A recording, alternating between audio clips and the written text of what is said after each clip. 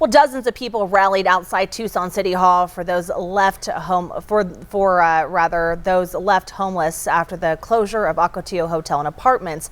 News 4 Tucson's Gabrielle Parrish covered the rally and has their list of demands.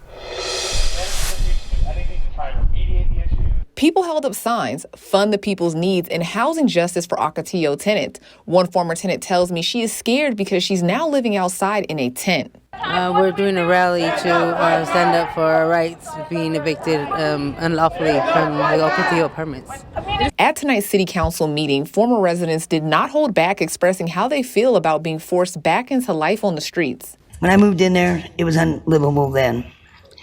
I paid rent to live there, to be thrown out because he couldn't afford to pay his bills, but all his tenants had to pay our bills to him.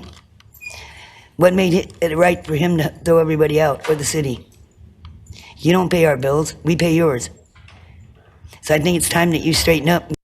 Not knowing the uncertainty of what's going to happen. What do we do now, you know?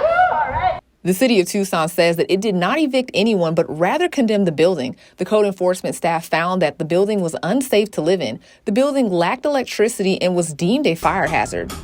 We were there to try to help and to keep these folks from being evicted in terms of going into the street, wanted to provide them services.